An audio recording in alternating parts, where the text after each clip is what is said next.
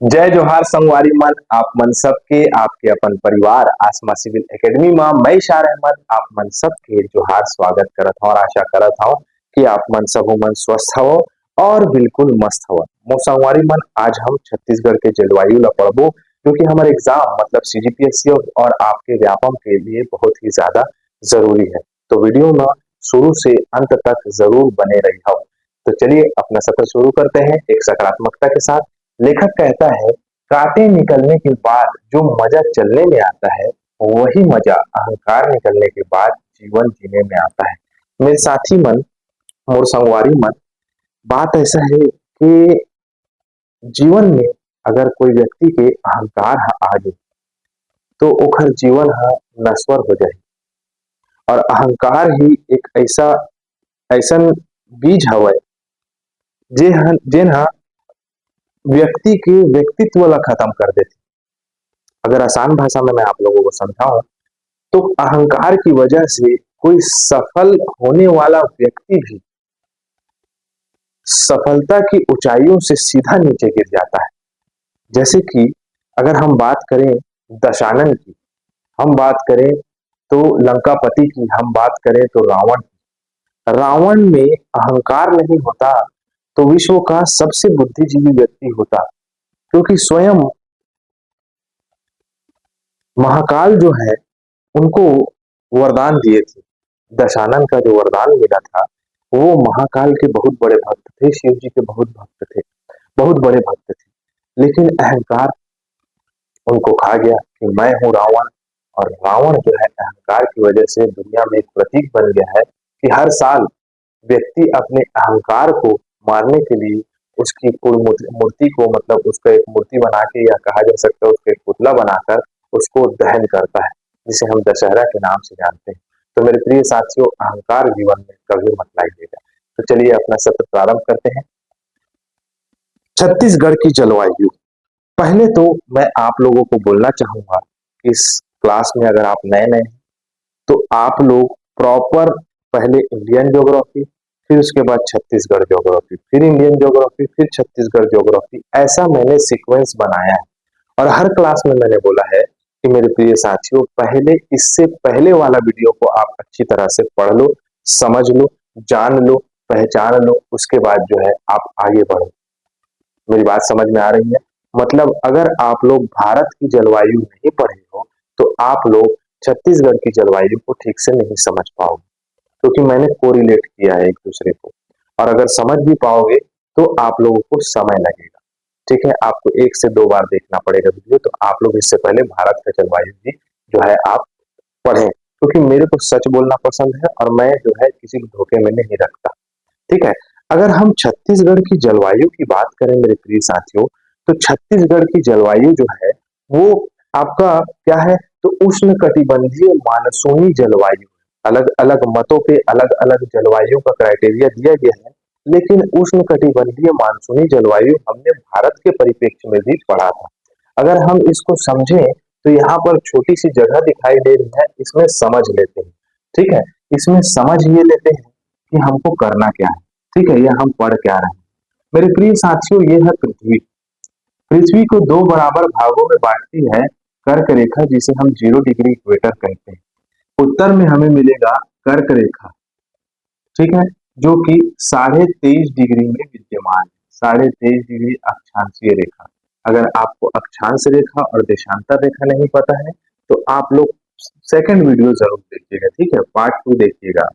और आपको पृथ्वी के दक्षिण में दिखेगा 23.5 डिग्री में क्या, तो 23.5 डिग्री में आपको मिलेगा मकर रेखा। और मेरे प्रिय साथियों, जो सूर्य महोदय है ना, वो सूर्य महोदय जो है सिर्फ इन्हीं क्षेत्रों पे अपना पथ मार्ग बनाते हैं, मतलब इन्हीं क्षेत्रों में अपना प्रकाश लंबवत करते हैं, या इन्हीं क्षेत्रों में सूर्य का प्रकाश लंबवत होता है। ना ऊपर लंबवत होगा ना नीचे लंबवत होगा। कैसे? जैसे मान के चलिए कि मैं यहाँ रिकॉर्डिंग कर रहा हूँ, ये कैमरा मेरे पे लंबवत है, ठीक है, लेकिन अगर मैं यहाँ चले जाऊंगा तो क्या मैं आप लोगों को दिखाई दिया, मेरी आवाज सुनाई देगी, लेकिन ये लंबवत नहीं होगा मेरे ऊपर। ठीक है, तो मेरे प्रिय साथियों, इसी क्षेत्र में सूर्य का प्रकाश लंबवत होता है। तो ये क्षेत्र में जो भी क्षेत्र आएगा वो उष्णकटिबंधीय क्षेत्र के अंतर्गत आएगा, क्योंकि ये क्षेत्र गर्म होगा, यहाँ उष्ण होगा, और ये कटिबंधीय क्षेत्र जो है आपका कहलाएगा। तो उष्णकटिबंधीय क्यों है ये तो समझ में आ गया होगा आपको। तो भारत भी जो है कहाँ है, तो कर्क रेखा पे स्थित है। इस प्रकार से भारत को दो बराबर भागों में बांटती है, इसलिए भारत जो है उष्णकटिबंधीय क्षेत्र के अंतर्गत या उष्णकटिबंधीय जलवायु के अंतर्गत आता है। अब भारत की विशेषता देखी थी कि भारत में जितनी भी जैव विविधता है, जितने भी उच्चावच है, जितने भी जल नदी है, तालाब है, सारा जितना भी क्रियाकलाप है वो किसकी वजह से होता है, तो दक्षिणी पश्चिमी मानसून की वजह से होता है। दक्षिणी पश्चिमी मानसून जो है वो भारत में दो मार्गों से प्रवेश करता है, एक अरब सागर से और दूसरा है बंगाल की खाड़ी की तरफ से। कहाँ से, एक अरब सागर से और एक बंगाल की खाड़ी की तरफ से प्रवेश करता है दक्षिणी पश्चिमी मानसून। क्योंकि दक्षिणी पश्चिमी पश्चिम तरफ से आता है तो दक्षिणी पश्चिमी मानसून कहलाता है, लेकिन हमारे पास अरब सागर भी है और बंगाल की खाड़ी भी है, तो ये दो क्षेत्रों से प्रवेश करता है। ठीक है।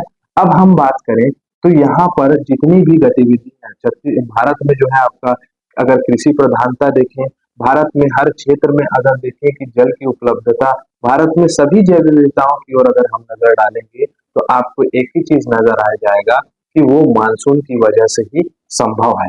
तो भारत में भी उष्णकटिबंधीय मानसूनी जलवायु है। अब भारत से छत्तीसगढ़ अछूता तो नहीं है, क्योंकि छत्तीसगढ़ से भी कर्क रेखा होकर गुजरती है। छत्तीसगढ़ भी उष्णकटिबंधीय क्षेत्र के अंतर्गत आता है। छत्तीसगढ़ को भी प्रभावित करने वाला अगर कारक है या यहाँ की जैव विविधता को प्रभावित करने वाला कारक है तो वो कौन है, तो मानसून है। तो मानसून की शाखा बंगाल की खाड़ी से आने वाली शाखा से यहाँ आपको देखने को मिलेगी मानसून। और मैंने इससे पहले आपको जब कंसेप्ट क्लियर कराया था तो आपको मैंने हाई प्रेशर से लो प्रेशर का कंसेप्ट बताया था, आप उस क्लास में जाके उसको समझ लेंगे। ठीक है, ठीक। तो हम देखते हैं कि छत्तीसगढ़ की जलवायु कैसी है। तो छत्तीसगढ़ की जलवायु मुख्य रूप से कैसी है, तो यही कहीं पर लिखाया होगा उष्णकटिबंधीय मानसूनी जलवायु। छत्तीसगढ़ में वर्षा की बात करें तो छत्तीसगढ़ में वर्षा 1300 से 1325 मिलीमीटर होता है, और कहाँ से होता है, तो बंगाल की खाड़ी से आने वाली दक्षिणी पश्चिमी मानसून की शाखा के कारण होता है। ठीक है, इतना समझ में आया। अब हम बात करते हैं छत्तीसगढ़ की जलवायु को प्रभावित करने वाले कारक। पहला है अक्षांशीय विस्तार। अगर हम बात करें तो छत्तीसगढ़ मुख्य रूप से भूमध्य रेखा, अगर हम यहाँ पर से भूमध्य रेखा, ये भूमध्य रेखा है 0 डिग्री, भारत यहाँ पर विद्यमान है, तो भारत जो है वो भूमध्य रेखा से करीब है, और भूमध्य रेखा से करीब होने के कारण छत्तीसगढ़ भी इसमें नहीं, छत्तीसगढ़ भी इसी में है, तो छत्तीसगढ़ भी भूमध्य रेखा से करीब है, तो उष्णकटिबंधीय क्षेत्र के अंतर्गत आता है। तो पूरा जितना एक्सप्लेनेशन मैंने आपको बताया कि उष्णकटिबंधीय वाला क्षेत्र, उष्णकटिबंधीय या कटिबंध जो है वो अक्षांशीय रेखाओं से ही जो है आपका रिलेट किया जाता है। तो आपको ये पता होना चाहिए मेरे प्रिय साथियों, तो हमें ये पता होना चाहिए कि अक्षांशीय स्थिति जो है वो भी एक बहुत बड़ा कारक होता है, जो कि हमने यहाँ पर समझ लिया है। समुद्र से दूरी, मेरे प्रिय साथियों, जब मैं आप लोगों को पढ़ा रहा था, दक्षिणी पश्चिमी मानसून की पहली शाखा जो अरब सागर से आती है वो सबसे पहले प्रवेश करती है कहाँ, केरल के मालाबार तट पे।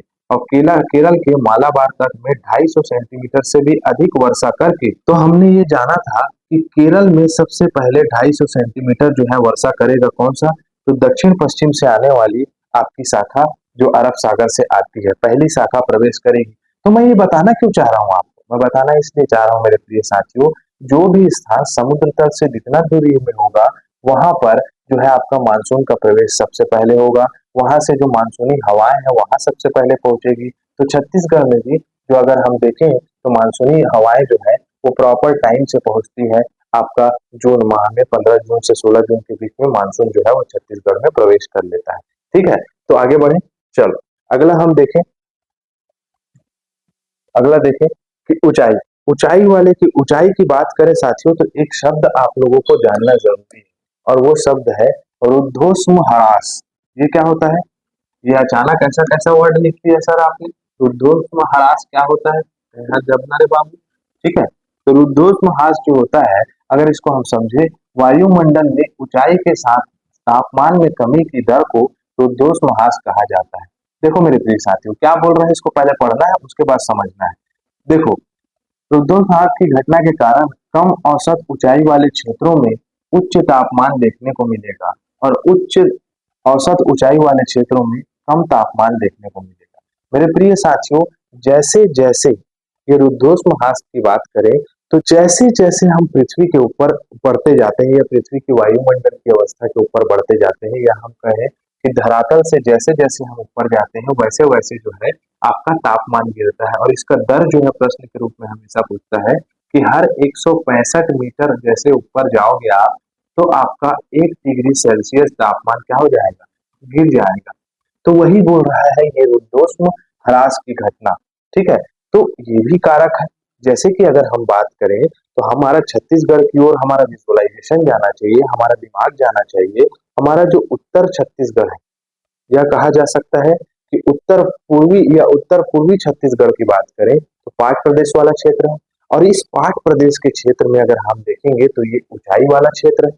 ऊंचाई वाले क्षेत्र में जो है आपका जैसे जैसे आप ऊपर बढ़ोगे वैसे वैसे तापमान गिरेगा।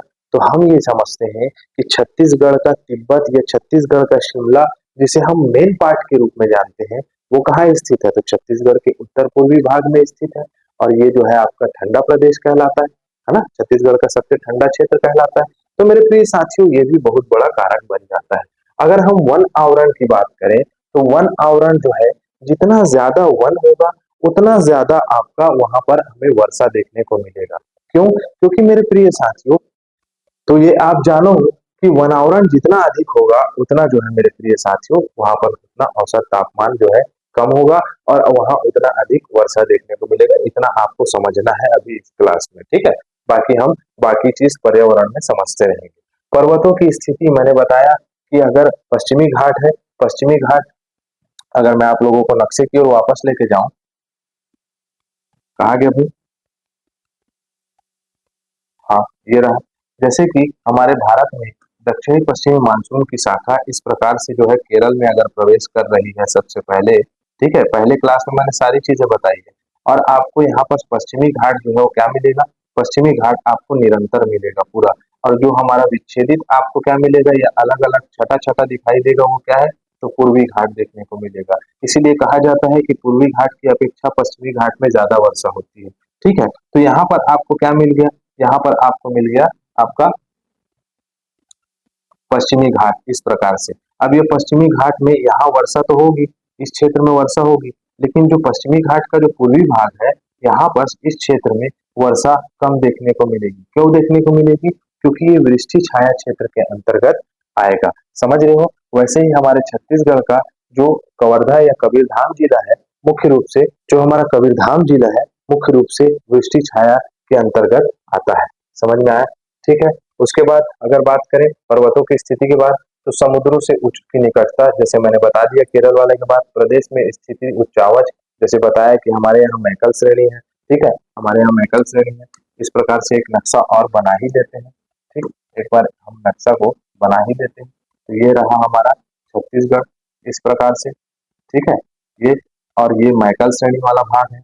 यहाँ पर आपको केशकाल घाटी मिलेगा, चांग बखार देवगढ़ की पहाड़ी मिलेगी यहाँ पर। तो इन सभी क्षेत्रों में पवनों में कहीं ना कहीं जो है आपका प्रभाव देखने को मिलेगा।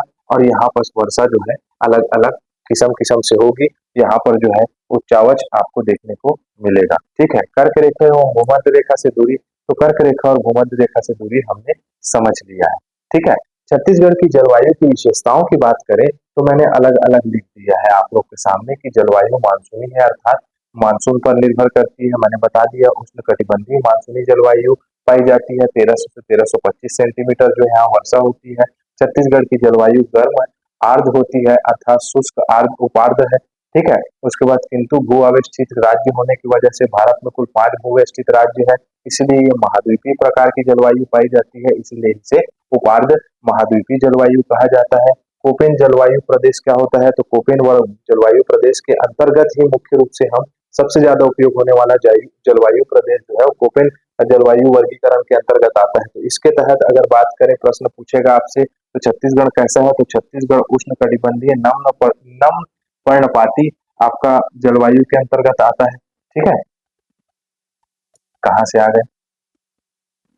ठीक, उसके बाद अगर छत्तीसगढ़ के उत्तर पूर्वी भाग कहें तो अक्षांश रेखा है, ऊंचाई के कारण औसत तापमान कम होता है। मैंने बताया उत्तर आपको मेन पार्ट वाले भाग को। ठीक है, ऋतुओं की बात करें तो ऋतुओं में हम ये सब चर्चा कर चुके हैं पिछली बार। तो ग्रीष्म ऋतु में सर्वाधिक गर्म माह मई के उत्तरार्ध में और जून के पूर्वार्ध में देखने को मिलता है।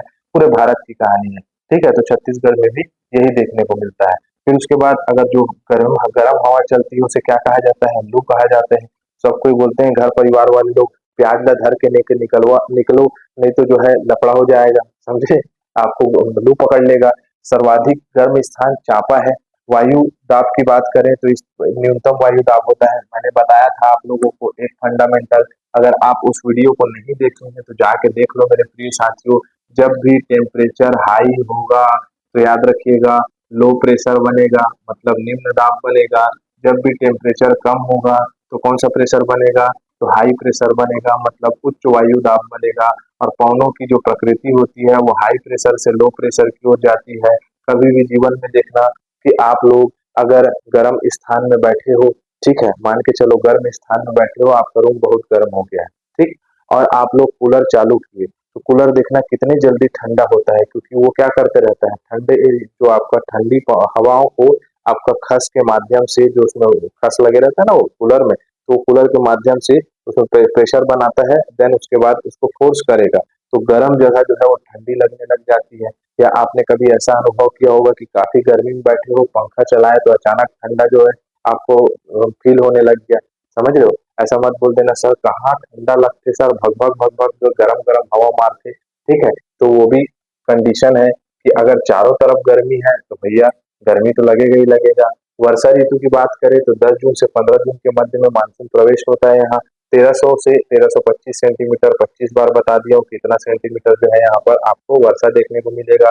छत्तीसगढ़ में अगर देखें तो कहाँ से वर्षा होती है, अत्यधिक वर्षा अगर होती है तो कहाँ से होती है, तो आपका बंगाल की खाड़ी से आने वाली शाखा से होती है, ठीक है। अरब सागर से इसका कोई प्रभाव नहीं पड़ता, ठीक है।